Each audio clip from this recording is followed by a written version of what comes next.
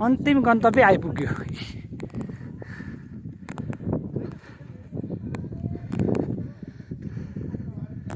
अन्तिम गन्तव्य यही नै हो। मौसम खुल्यो भने सबै देखिने यहीँबाट होइन त? अन्तिम स्टेसन यही हो। यहाँबाट मौसम खुल्यो भने मात्रै देखिने होइन त? आज मौसमले साथ दिए जस्तो लागेन। खुल्छ है। यो प्रकृतिको नियम हो। तपाईँ हामीले बनाउनु मिल्ने भए यो होइन कुहिरोलाई उडाइदिएर। ल जय शम्भो। बुद्धं शरणं गच्छामि, धम्मं शरणं गच्छामि, सङ्घं शरणं गच्छामि। जय। आइपुग्यो अन्तिममा।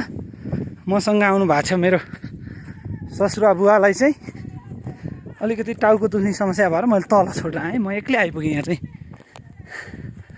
किनकि मलाई अलिकति गाह्रो भएर ठ्याक्क बाटोमा बस्दै गर्नु 15 मिनट घुमेर आउँछु भनेर उहाँलाई छोडेर म आइपुगेँ।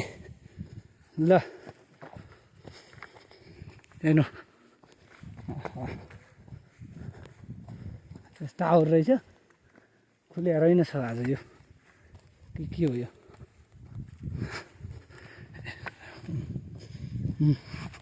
सैलुङ डाँडा अति मन लुट्ने ठाउँ छ है। प्रकृतिले चाहिँ साह्रै साथ दिएको डाँडा यो। अद्भुत ठाउँ, साह्रै नै अद्भुत पनि।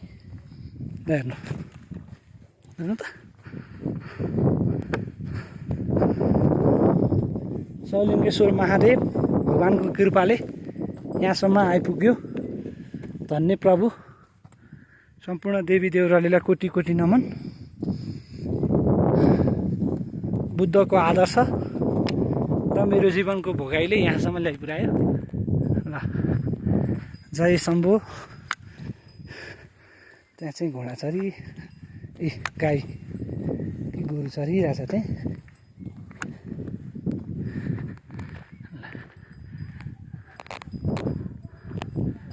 मौसम खुल्यो होइन, तपाईँलाई म सबै देखाइदिन्थेँ त। आज अब त्यस्तै भयो।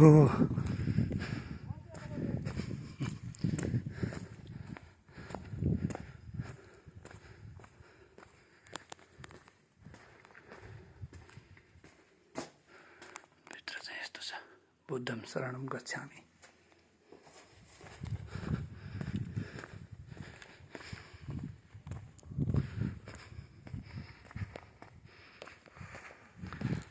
लामो भिडियो बनाएँ मैले चाहिँ तपाईँको लागि। अन्तिम स्टेसनको भिडियो हुनाले मौसमले साथ नदिए पनि मैले